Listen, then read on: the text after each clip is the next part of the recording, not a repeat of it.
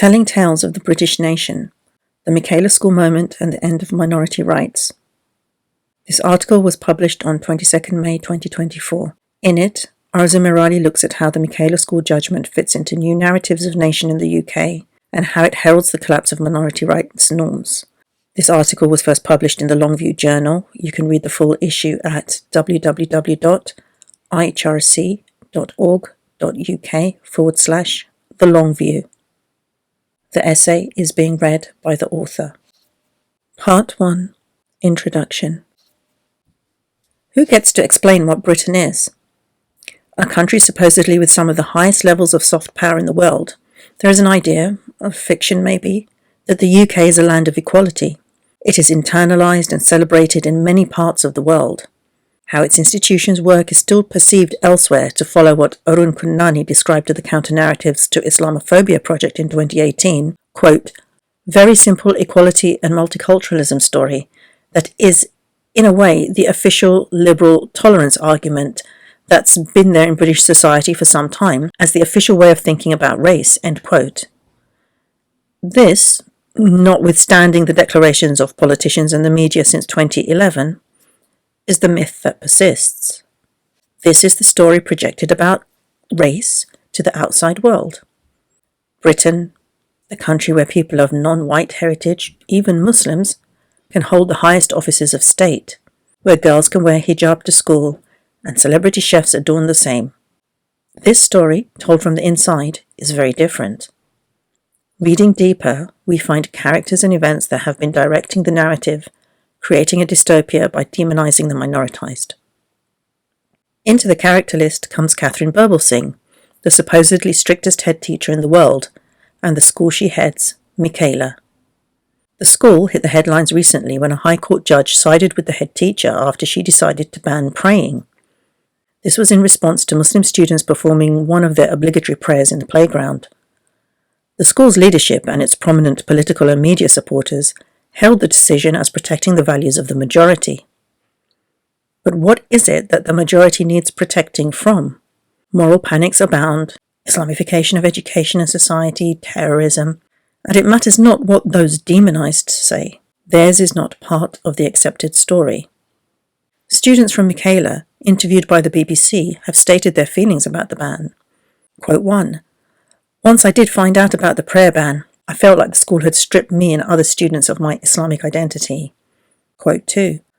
I felt belittled and that I had to somewhat change who I was in order to fit in because it's like they made it seem that being overtly Muslim was non-British or toxic, so I could never really be true to myself. And quote 3. School is stressful and prayer was the only time I got to just connect to God and just find peace and connect to myself again, and it helped me with my learning. The fact that I couldn't pray anymore, it honestly did more bad than good. That absolutely just made me dread going to school. End quote. Whilst on record on the BBC website, this part of the Michaela story has not found recognition in law or praxis. How those feelings expressed by students or their need to pray can be a threat to majority society is never explained. Instead, it is the tales told by Birbalsingh and her political connections like Michael Gove and Suella Braverman, right-leaning think tanks like Policy Exchange et al. That currently hold the public imagination. When looking for the 10 key counter-narratives to Islamophobia in the UK, the Counter-Narratives project undertaken by IHRC and partners across Europe identified the need for a rewriting of the story of the nation. In the UK, academics noted that the UK is more plural today, and that requires a national conversation that includes many voices. Many of those interviewed, whether academics, activists or artists, came back to the idea of the story of the nation.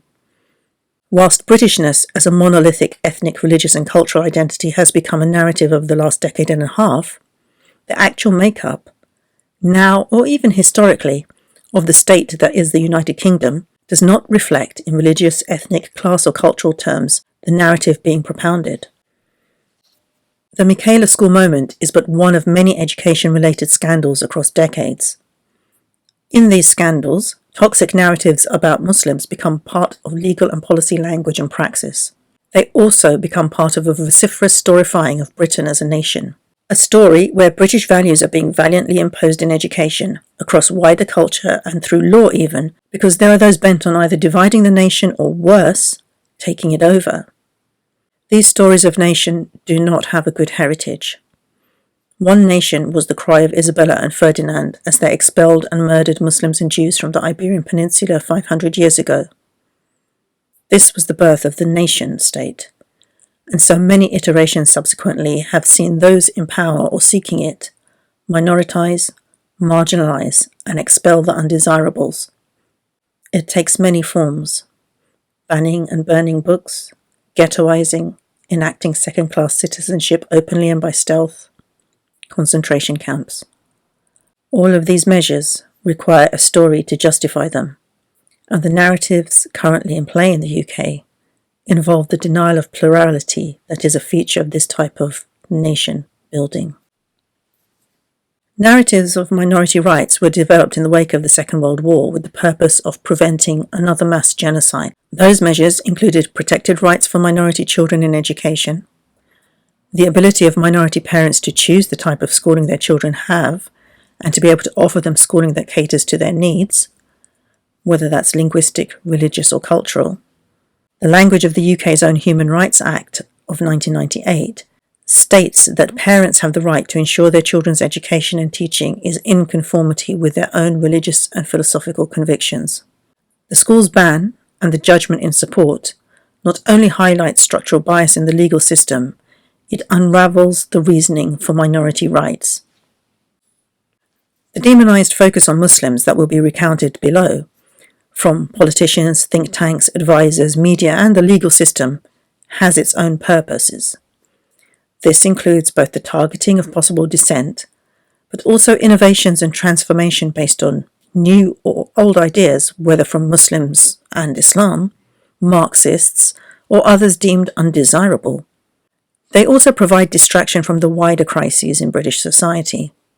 The stories being told about Muslims are not only often not true or highly biased, thus justifying punitive measures against Muslim communities, they are camouflage for system change measures. Meanwhile, the marginalised are both battling the narratives used against them, but also trying to integrate by making the other narratives about equality and choice in education work for them in the way our national myths of equality imply. Yet in trying to do the latter, Muslims have been exposed to even more accusations of the former. Section 2. The Battle for British Education. To understand how this works, we have to start with an explanation of the politics of so-called free schools in the wider context of schooling in the UK and the ideological attacks on the sector from successive governments. Even without the furore about multiculturalism, Muslims, wokeism, etc., this would still be a sector of crisis, with draining government coffers, ideological interventions from successive governments across the blue-red divide, power struggles between local authorities and central government, and so on. In 1976, then Prime Minister James Callaghan prompted the so-called Great Debate about the nature and purpose of public education. As educational journalist Fiona Miller argues, this was, quote, widely seen as a challenge to the secret garden of the education world, a place inhabited by unaccountable teachers, a nebulous curriculum, and most definitely off limits for the political classes of the time, end quote. Miller, writing in 2013, describes the shift since as one where the balance of power between schools and Whitehall has entirely shifted, with central government in the 1970s having a handful of powers over schools. At the time of Miller writing, the Secretary of State for Education had over 2,000, covering everything from teacher standards to the national curriculum to the location of new schools. More controversial, as Miller states, is who runs schools now. Quote, once upon a time, this was essentially the preserve of councils and the established churches, whose role in state education goes back decades. Today, almost anyone but a local authority can open a school. End quote. Extraordinarily, this shift from local physical and financial control and oversight to the centre has also meant a shift of ideological control from educational professionals to government. This latter means non-educational specialists, A network of advisors and think tanks are advising ministers in what academic Sonia Exley describes as, quote, an extensive and growing national and international sprawl of think tank, research, and knowledge actor sites of education policy activity. Such activity takes place in parallel and in the shadow of government reform, and it has supplanted a more traditional civil service reliance on academic policy expertise. End quote. In current times, this includes right-leaning think tanks like Policy Exchange, Reform, and the Taxpayers Alliance, some of which also promote anti-Islam narratives and advocate for crackdowns on Muslim civil society. It is worth noting that one of the founders of Policy Exchange was Michael Gove. Demonizing narratives about leftists imposing inappropriate politics and ideologies on unsuspecting British youth pre-exists the current panic about Muslims Islamifying schools. These narratives have been used to justify seismic changes in how education is delivered, its content, and institutions that provide and oversee it. At the same time, a supposedly empowering narrative about parental choice has been deployed. It was levied by ministers and their advisors as a tool of social empowerment and as a corrective to the corrupting power of the, quote, loony left in education. Both narratives mask the existence and role of educational ideology channeled between think tanks and ministers, personnel of which are often interchangeable. When New Labour took office in 1997, a key election mantra was education, education, education, based on the concern that the UK's school standards were falling behind its competitors and that schools in areas of disadvantage were out of control. Enter academy schools, academisation, and free schools. Academy schools were introduced by New Labour and have been described as the, quote, most radical and encompassing programmes of school reform seen in a developed country, end quote. While still considered state schools and publicly funded, they are managed by a private team of independent co-sponsors. Those sponsors delegate management of the school to a largely self-appointed board of governors. They in turn have responsibility for employing all staff, setting pay and conditions of service, discipline codes, performance management, etc., etc. Today, some 80% of secondary schools, that's for ages 11 plus, and 40% of primary schools, ages 4 to 11, are academies. Whilst many schools volunteered to become academies, the government accrued powers to itself along the way to force academisation onto schools deemed to be underperforming. Many of these are part of multi-academy trusts, chains in effect, run by non-profit organisations. Allowing not-for-profit organisations to get involved in the educational sector was supposed to help deliver innovation by bringing in business and other sector competencies to secure better, nay transformed futures for the nation's children. It is worth noting that the schools caught up in the Trojan horse, hereafter referred to as the Trojan hoax affair, were schools whose leadership teams, which included parent governors and teachers, who had turned around failing schools into the academy system, and who were lauded by government at one point and encouraged to take over other schools as part of the academisation model. The profiles of the Board of ARC Schools, which oversees 34 academy schools, provide some insight into the new regime. 5 out of 8 members are hedge fund managers. None has any background in education. One of the original board of managers for ARC Schools is Amanda Spielman. In 2016, she was appointed Chief Inspector of Schools in the UK. She too has no background in education. Part 3. Free for whom? The Free Schools Movement and Muslims. The media and policy narratives around free schools also had a faintly familiar ring. No longer talking about the loony left, the word woke has now entered the discourse. Not solely related to Muslims, it nevertheless provides cover for those who would argue that minority rights, especially those of Muslims, are egregious demands made to the detriment of the majority, as opposed to basic requirements for a cohesive and equal society. Kemi Badenoch, the Minister for Business and Trade, invoked this in her post-Michaela comments. Quote, "This ruling is a victory against activists trying to subvert our public institutions. No pupil has the right to impose their views on an entire school community in this way." End quote. Free schools are the Conservative Party, or more specifically Michael Gove's, contribution to system changes in education. All free schools are academies. They are set up from scratch, and unlike other academies, do not need to follow the national curriculum. Further, and more radically still, any of the following can set up a free school: charities, universities, independent schools, community and faith groups, teachers, parents, and businesses. It is important to understand that other critiques run alongside those of educational and professional.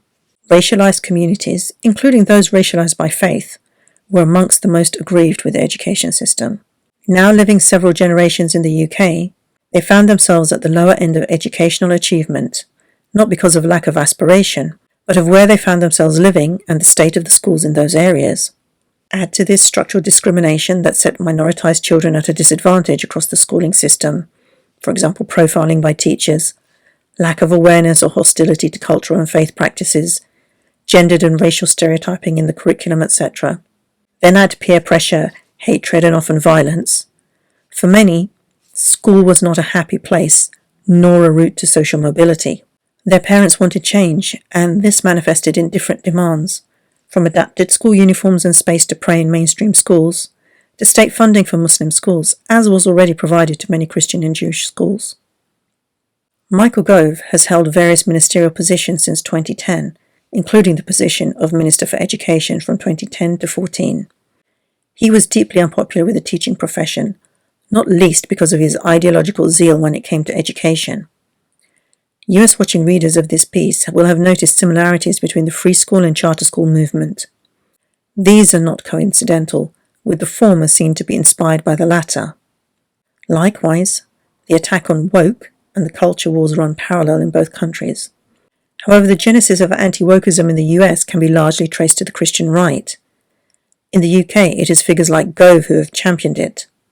Gove, though firmly of the right, does not hail from a religious tradition. He did, however, wax lyrical about Marxist teachers hell-bent on destroying our schools, and has set his ideological stall as traditionalist education. This type of education is something that Michaela School is supposed to excel at: a focus on love of country, the teaching of English writers and English history before all else. Professor of Education David Buckingham, in his review of one of Birbal Singh's books about Michaela, describes her as an, quote, outspoken crusader against this progressive educational orthodoxy. She described herself as leading a revolution in education. Birbal Singh claims to be non-political, but to judge from the interactions on Twitter and from the comments on YouTube, her following is heavily dominated by the far right and the so-called anti-woke movement, end quote. Citing the book further, he continues his description. Quote, however, there is a clear political agenda based on a particular reading of recent British history, which sees it as a narrative of moral and cultural decline. In this account, discipline, tradition, morality, national culture, and social cohesion have allegedly been undermined by a form of ideological perversion. Apparently, modern Britain has lost its sense of patriotism and national pride. Our songs, stories, and history have been sidelined. There are too many people in modern Britain who appear to believe that rights are not always mirrored by responsibilities. There is too much emphasis on diversity, on the things that divide us, rather than those which unite us, and this has resulted in a form of debilitating collective ignorance. By contrast, at Michaela, pupils are required to sing patriotic songs like God Save the Queen and I Vow to Thee My Country, to wear poppies and celebrate the Queen's birthday, and to support the England team at football. This form of patriotism, we are told, is a source of uplifting unity. Likewise, according to the Michaela way, powerful knowledge means a particular selection of British knowledge. The role of the curriculum is to prepare pupils for life in our country and to cultivate a sense of national pride. End quote. According to Buckingham, quote, this is clearly not a multicultural, diverse notion of Britishness or indeed Englishness, nor is it simply a matter of knowledge-based teaching. On the contrary, it is about inculcating a particular nationalist political ideology, and doing so at a time when this is being asserted in the wider world in ever more vicious and racist terms. End quote. This ideological project controls political narrative about the domestic, but also the international. Birbal Singh's friendships and alliances include Gove, but are also doyens of the right like Suella Braverman, a recent Home Secretary, and like Gove, a notorious Zionist. Gove, whose anti-Islam philosophy was set out in his book Celsius 77, was the initiator of the Trojan hoax witch hunt against Muslim teachers and governors in Birmingham. Braverman is a co-founder of the Michaela School and was from its inception until 2018 the chair of the Board of Governors. There are ever-decreasing circles of figures involved in telling this story, depicting themselves as the brave warriors against wokeness and Muslimness. Simon Vesey explains this network of think tankers, ministers and Birbal Singh in detail for Media Diversified in his piece, The Real Trojan Horse Affair. Muslim parents, students and groups found themselves on the wrong side of the free school argument. Ironically, many Muslim and other faith community groups found some sympathy with the idea of traditionalism in teaching. From issues as diverse as mathematics teaching methods to the teaching of queer sexualities in social education classes, they were a natural fit for the free school's agenda. Any expectation that the methods, funding and educational space afforded by free schools could be applied to Muslims, however, were misplaced. Practically, attempts often failed and were denigrated using Islamophobic terms. Claims about gender segregation were often levelled against Muslim free schools in the media and by Ofsted, with claims coming that this had no place in the UK. This was particularly galling given that gender segregated education exists outside faith settings, and that Michael Gove's daughter was sent to one such school. Further, despite the supposed opt-out from the national curriculum, free schools are in many ways less free than local council schools when it comes to their ideology. They are under the direct supervision and control of the Department of Education and are inspected by the same inspectorate as all other schools, an inspectorate charged with being institutionally Islamophobic by teaching unions and reported to have been recruiting staff on the basis that their number one priority is to challenge woke nonsense. Part 4. Narratives supplant evidence. Where the tropes go. Tweeting on the Michaela judgment, Solicitor Zilla Rahman noted that much trust was put in Birbal Singh's accounts without corroborating evidence. Narratives supplant evidence. The judge did not question her story. Thus, two of the most prevalent Islamophobic tropes were further institutionalized. Firstly, Islam and Muslims opposing British values, and secondly, Muslims attempting to foist their beliefs through intimidation and violence onto others. It is a rerun of the tropes used in Trojan hoax. School takeovers by extremist Muslims, Islamification of schools, diminishing of British culture and values as a result of the promotion of Muslim rights, for example, prayer, hijab, recognition of Eid, etc. Just read Birbal Singh's post-judgment statement. All of the tropes are unashamedly there. Various ministers and politicians released similar statements. Mainstream media commentary took their cues accordingly. A non-exhaustive look at the 2010s reveals more examples. There was the proclamation by the head of Ofsted, Amanda Spielman, remember her? The Muslim girls wearing hijab were being sexualized and thus a school banning the hijab was correct to do so. Also the claims of erstwhile Prime Minister David Cameron that Muslim women lacked basic English skills, leading to their exclusion from the labour market, not discrimination, and their children being radicalised by Daesh. This idea of Muslim women's lack of education runs against endless research, but still exists as a narrative, providing grist to the mill of misrepresentation. Even Sajid Javid MP, whilst a minister, the Communities Secretary no less, reiterated the so-called finding of the Casey Review in 2016 that it was Muslim women in particular and the Muslim community more generally who were responsible for the lack of integration into the workplace, by which she meant lower employment numbers, of Muslim women. Set this last announcement and everything stemming from it in the context of reports that the institutionalizing of such tropes in careers advice has resulted in school staff and careers officers steering girls away from certain professions or failing to give proper advice, to refusing to give references for university courses. In one particularly brutal case received by IHRC, a sixth former was denied a reference to study medicine despite being predicted 4 A stars at A-level and despite both her parents being practicing doctors. The reason given by the school when challenged was that she would probably just leave the profession and get married and have children in a few years anyway. Let's go back even further, and the comments of the then infamous Bradford head teacher Ray Hunniford, whose diatribes against the so-called incompatibility of Asian and West Indian cultures to British school and society cost him his job in the 1980s.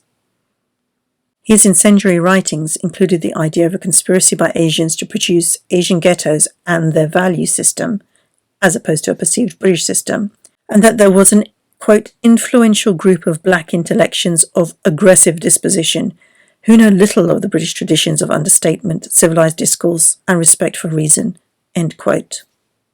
The ghost of Hunniford can be found in Trojan Hoax and in the Michaela case. Whilst contemporary politics eventually saw Hunniford discredited, he is posthumously being celebrated. The Salisbury Review, which printed Hunniford's original piece cited above, wrote in 2006 that it, quote, salutes Mr. Hunniford's courage and intellectual integrity, which has been so clearly vindicated by recent events, end quote. The Daily Telegraph reprinted the full piece. Once a villain in popular understanding, Hunniford is now a hero of the anti-woke crusade. Part 5. What does the majority offer that needs protecting? As with the Michaela case, narratives become truth. Actual evidence is either never sought or is disregarded. The recent events averred to by the Salisbury Review of 2006 include virulent political and media campaigns against Muslims as failing to integrate. Schools with large populations of Muslim students were targeted as fostering this, quote, segregation, physical and ideological, and of promoting values alien to British society. To prove the point, the government commissioned a study from the University of Lancaster. The study involved 3 schools, one which was almost entirely white, one predominantly Asian Muslim, and one mixed. The authors found that, quote, the all-white school is unable by itself to overcome the entrenched white extremism that is mediated through the family, the peer group, and the enclave.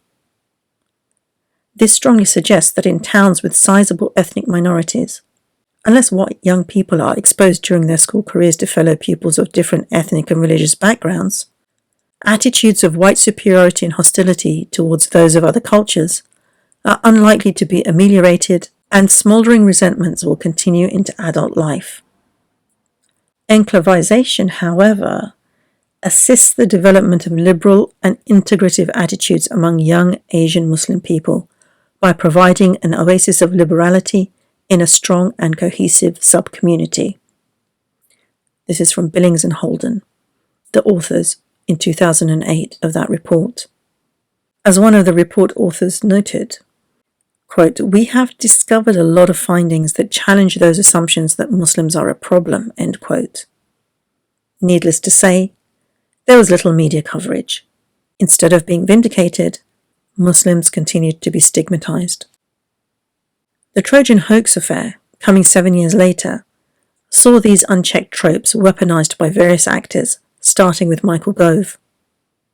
Using the pretext of a fake letter claiming an Islamic takeover of schools in Birmingham, several schools and key members of their leadership teams, teachers and parent governors were labelled extremists, several inquiries were launched, and disciplinary procedures and punitive measures brought against those targeted.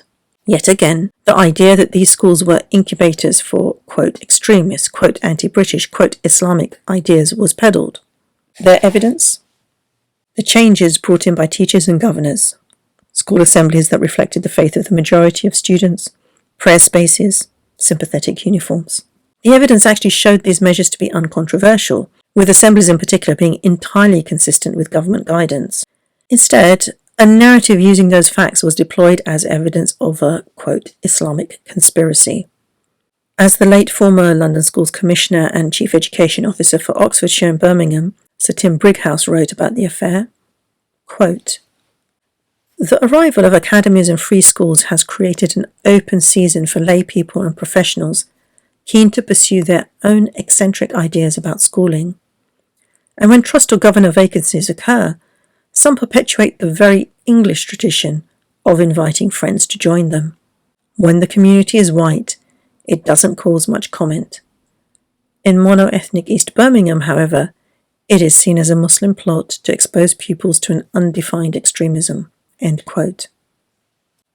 Thus, Muslims undertaking what other, read white English, parents undertake in order to better their children's educational circumstances is pathologized.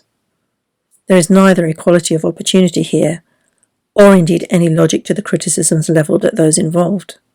But then, racism has no logic. Part 6. Shrinking Spaces. No more expectations. Trojan hoax showed what happens when Muslims try to make real the opportunities on offer to them as supposedly equal citizens of the UK.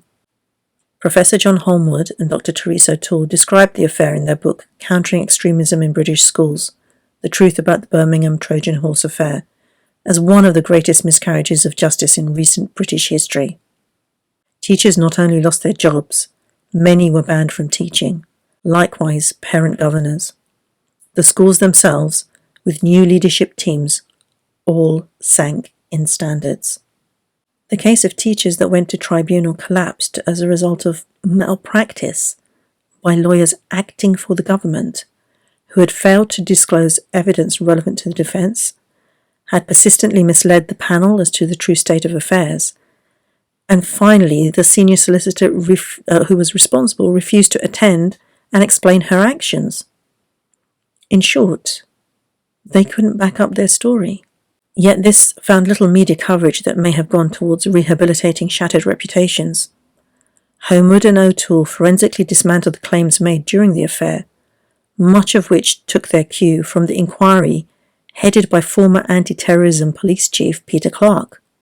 Clarke's report was shoddily put together. Statements taken were repeatedly edited and misused. Clarke's presence reinforced the existing tropes that terrorism was being incubated. Holmwood, in Trojan Horse: A Professional's View, delves deep into all the ways the story was written with perverse and even malign intent.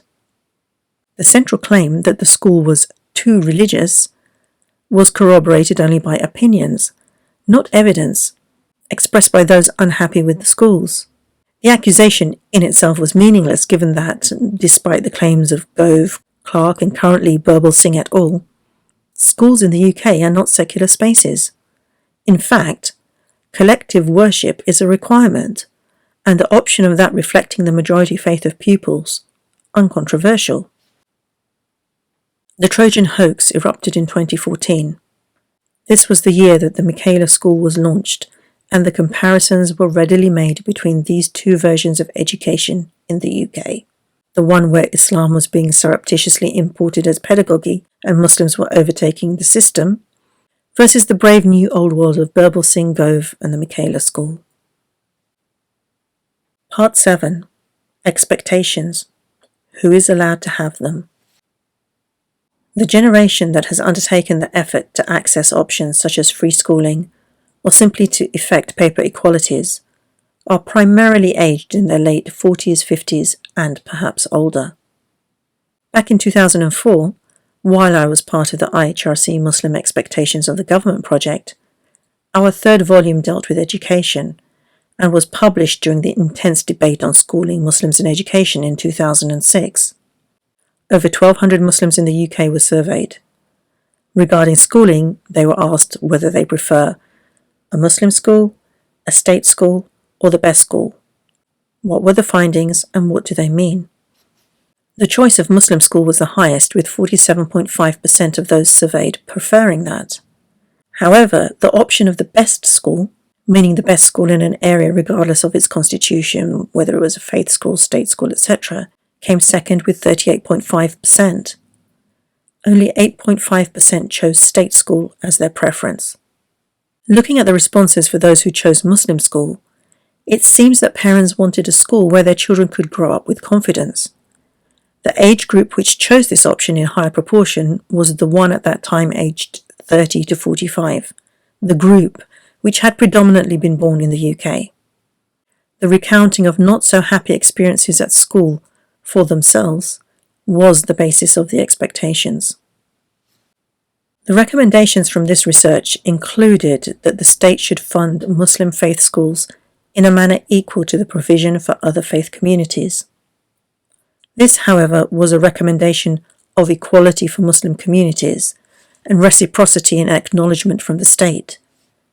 In terms of actually delivering educational outcomes for Muslim children, the research proposed mainstream schooling integrate dual spaces for students into the system, spaces which are shared and spaces where faith traditions can also have expression. This was already happening in ad hoc manners for decades, with schools offering different assemblies for Jewish and Muslim students, school uniform adaptations, prayer rooms, etc., even before the Human Rights Act of 1998 normalized, in theory, these rights in law. With this type of approach, students could feel safe in their identities and be able to excel. School becomes a safe place for minoritized identities. Education is not a trade-off between faith and culture and opportunity. Plurality becomes normalized and functional at an early age. This is basic minority rights. Part 8. The end of minority rights? Along with these attacks comes the ever-loudening cry of majoritarian rhetoric. In the name of the wider group/larger group, the school/government can impose its values on the whole, and crucially impose restrictions on those minoritized in the discourse. Not even actual minorities, but the minoritized. School intake in the Trojan hoax schools was mainly Muslim. At Michaela, Muslims make up half the school's intake. Even when they are the largest group, Muslims are not allowed expression of their majority status. Michaela was in many ways a laboratory experiment of how to set up the vision of a free school, now turned laboratory to experiment on how to manage diverse student populations at a time when monolithic nationalism has become the driving ideology in schooling. The framing of the court judgment in the school's favour will be a touchstone for other school leaderships with less than egalitarian views.